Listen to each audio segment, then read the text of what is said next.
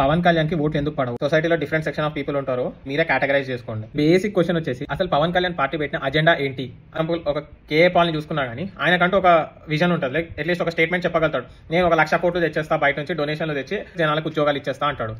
అలా పవన్ కళ్యాణ్ కి నాది ఇది అని ఒక అజెండా అయితే నాకు ఇప్పటిదాకా కనపడలేదు. మా అంటే జగన్ ఓడించాలి, కుదిరితే సీఎం అవ్వాలి, లేకపోతే పొత్తులోనన్నా ఉంటాము, ఇది తప్ప అజెండా ఇది అనే క్లారిటీ ఎక్కడ నాకైతే ఇప్పటిదాకా అర్థం కాలేదు. రెండోది ల్యాక్ ఆఫ్ క్లారిటీ. లైక్ కొన్ని రోజులు సినిమాల్లో ఉంటాడు, కొన్ని రోజులు పాలిటిక్స్ అంటాడు. జనాలకి ఏంటంటే కన్సిస్టెంట్ గా ఎవరైతే ఎందులో ఉంటారో వాళ్ళ మీద ఒక హోప్ అనేది వస్తుంది, ఇతనికి ఒక ఛాన్స్ ఇచ్చి చూద్దాము అని చెప్పి. జగన్ కి కూడా లాస్ట్ టైం ఓట్లు వేశారు, ఎందుకు ఒక ఛాన్స్ అని అడిగినందుకు. కొంతమంది బ్లైండ్ గా ఓటేసేస్తారు, ఎందుకు అంటే సినిమాల్లో వచ్చాడు కాబట్టి ఓటేసేస్తాం మేము అంతే. ఇంకొంతమంది సినిమాలు వేరు, పాలిటిక్స్ వేరు, అసలు దానికి దీనికి సంబంధమే లేదు.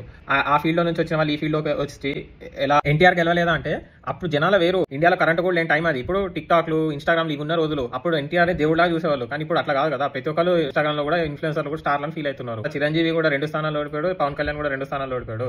టైం మారింది, ఇప్పుడు థింకింగ్ కూడా మారింది జనాలది. మంది అన్నే గెలవలే తమ్ముడు చేంజ్ చేస్తాడు అని చెప్పి కొంతమందికి ఉంటుంది. ఎప్పుడైనా పొలిటీషియన్స్ చూడండి తిట్టుకుంటారు, బూతులు మాట్లాడతారు. ఏంటంటే జనాల్లోకి చాలా స్పీడ్ వెళ్ళిపోద్ది.